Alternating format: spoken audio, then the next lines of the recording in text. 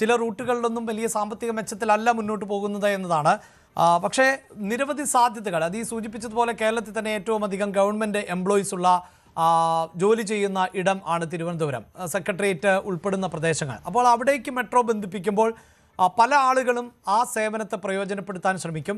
ടൂറിസ്റ്റുകൾ നിരവധിയായി വന്നു പോകുന്നുണ്ട്. അവർക്ക് ഒരു പ്രദേശത്ത് നിന്ന് മറ്റൊരു പ്രദേശത്തേക്ക് അനായാസം യാത്ര ചെയ്യാൻ പറ്റും.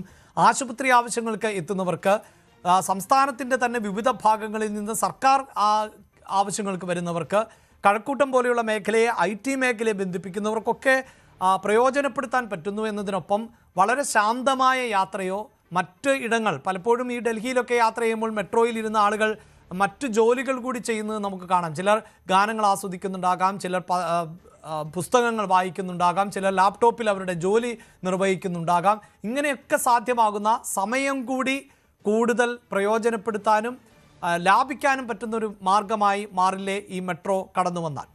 തീർച്ചയായിട്ടും ഇതിൻ്റെ അലൈൻമെൻ്റ് അനുസരിച്ച് ഇത്തരത്തിൽ കൊച്ചി മെട്രോയ്ക്ക് സമാനമായിട്ട് തന്നെ ഇപ്പോൾ കൊച്ചി മെട്രോ നമ്മൾ പ്രധാനമായിട്ട് നോക്കുകയാണെങ്കിൽ ഇപ്പോൾ ഒരു IT മേഖലയിൽ ജോലി ചെയ്യുന്നവർ അല്ലെങ്കിൽ വ്യവസായ മേഖലയിൽ കൂടുതൽ ജോലി ചെയ്യുന്നവർ, ഇതൊക്കെയാണ് അതിൻ്റെ പ്രധാനപ്പെട്ട ഉപഭോക്താക്കൾ എന്ന് പറയുന്നത്. പിന്നെ അല്ലാതെയുള്ളത് ടൂറിസ്റ്റുകൾ അല്ലെങ്കിൽ മറ്റ് യാത്രക്കാരെല്ലാവരുമാണ്. എന്നാൽ തിരുവനന്തപുരത്തേക്കെന്ന് വരുമ്പോൾ സർക്കാർ ജീവനക്കാർ എന്ന് പറയുന്ന ഒരു വലിയ വിഭാഗം കൂടി, അതായത് കേരളത്തിൽ ഏറ്റവും കൂടുതൽ സർക്കാർ ജീവനക്കാർ ജോലി ചെയ്യുന്ന നഗരം ഒരുപക്ഷെ തിരുവനന്തപുരം ആയേക്കാം. അപ്പോൾ അത്ര അധികം ആളുകൾ, സർക്കാർ ജീവനക്കാർ എന്ന് പറയുന്ന അത്ര അധികം ആളുകളും ഈ ഒരു മെട്രോ സേവനങ്ങൾ ഉപയോഗപ്പെടുത്തും. അപ്പോൾ നിലവിൽ രണ്ട് ആൾക്കാരെയും തൃപ്തിപ്പെടുത്തുന്ന രീതിയിലാണ് ഈ മെട്രോയുടെ അലൈൻമെൻ്റ് എന്ന് നമുക്ക് കാണാൻ സാധിക്കും. അതായത് നമുക്ക് നോക്കുകയാണെങ്കിൽ ഈ പാപ്പനംകോട് നിന്ന് തുടങ്ങി ഈ ഉള്ളൂർ അല്ലെങ്കിൽ മെഡിക്കൽ കോളേജ് ഈ ഭാഗങ്ങൾ നോക്കുകയാണെങ്കിൽ ഇവിടെയെല്ലാം കൂടുതൽ ആയിട്ട് നമുക്ക് കാണാൻ സാധിക്കുന്നത് സർക്കാർ സ്ഥാപനങ്ങളാണ്. പ്രധാനമായിട്ടും ഇപ്പോൾ തിരുവനന്തപുരം സെൻട്രൽ ഇവിടെ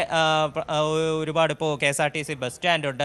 പിന്നെ അവിടെ തന്നെ ഇപ്പോൾ കേരള ലോട്ടറിയുടെ ഇപ്പോൾ കേന്ദ്രമുണ്ട്. അതുപോലെ തന്നെ ഇപ്പോൾ മറ്റ് പ്രധാനപ്പെട്ട സർക്കാർ ഓഫീസുകൾ ഇവിടെ തിരുവനന്തപുരം സെൻട്രൽ തമ്പാനൂർ മേഖലയിലുണ്ട്. പിന്നെ അവിടെ നിന്ന് പോവുകയാണെങ്കിൽ സെക്രട്ടേറിയറ്റ് മറ്റൊരു പ്രധാനപ്പെട്ട സർക്കാർ ഓഫീസുകൾ സ്ഥിതി ചെയ്യുന്ന സ്ഥലമാണ്. സെക്രട്ടേറിയറ്റ് സ്ഥിതി ചെയ്യുന്നുണ്ട്. അവിടെ നിരവധി ആളുകൾ, സർക്കാർ ജീവനക്കാർ ജോലി ചെയ്യുന്നുണ്ട്. പിന്നെ പാളയമാണെങ്കിലും പ്ലാമൂഡ് ആണെങ്കിലും മെഡിക്കൽ കോളേജ് ആണെങ്കിലും ഒരുപാട് സർക്കാർ സ്ഥാപനങ്ങൾ ഈ ഒരു സ്ട്രെച്ചിൽ, അതായത് ഈ ഒരു ആദ്യത്തെ ഈ ഒരു ലൈനിൽ നമുക്ക് കാണാൻ സാധിക്കും.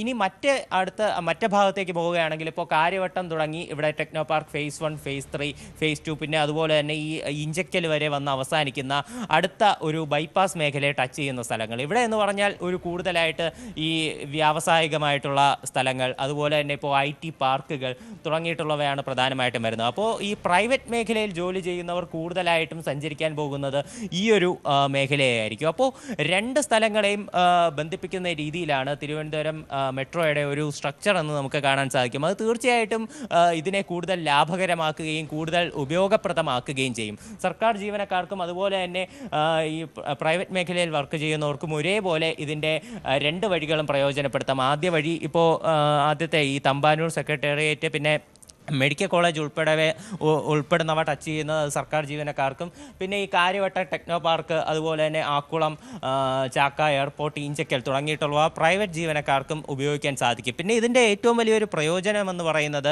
ഈ വിഴിഞ്ഞം അന്താരാഷ്ട്ര പോർട്ട്, അതിപ്പോൾ അതിൻ്റെ പണി ഇപ്പോൾ പുരോഗമിച്ചു കൊണ്ടിരിക്കുകയാണ്. ഇപ്പോൾ അതിൻ്റെ ഭാഗമായിട്ട് അതൊരു അവസാന ഘട്ടത്തിലേക്ക് വരുന്നതോടുകൂടി തിരുവനന്തപുരത്തെ ഈ ബൈപ്പാസ് മേഖലയിലുള്ള ട്രാഫിക് അതിപ്പോഴുള്ളതിൻ്റെ ഇരട്ടിയാകാൻ സാധ്യത ണ്ട്. ഇപ്പോൾ ഇതിൻ്റെ ഈ പോർട്ട് വരുന്നതിൻ്റെ ഭാഗമായിട്ട് ഇപ്പോൾ മറ്റ് റോഡുകളെല്ലാം പദ്ധതി ഉണ്ടെങ്കിലും ഈ ബൈപ്പാസ് മേഖലയിലെ ട്രാഫിക് അത് ഗണ്യമായി വർദ്ധിക്കും. അപ്പോൾ ഈ ട്രാഫിക് ഒഴിവാക്കി ബൈപ്പാസ് വഴിയുള്ള ഒരു സഞ്ചാരം അത് ഈ മെട്രോ വരുന്നത് കൂടി അതുകൂടി ഒരു പ്രാവർത്തികമാകാൻ സാധ്യതയുണ്ട്. തീർച്ചയായും. എന്തിന് മെട്രോ വന്നാലുള്ള പ്രയോജനങ്ങൾ എന്തൊക്കെ, എന്താണ് ഇനി സാങ്കേതികമായുള്ള പ്രതിസന്ധികൾ എന്നതുൾപ്പെടെയുള്ള വിവരങ്ങളാണ് ഞങ്ങൾ പ്രേക്ഷകരുമായി പങ്കുവച്ചത്. ഇനി ഇന്നത്തെ സ്വർണ്ണം വെള്ളി നിരക്കുകൾ കൂടി നോക്കാം.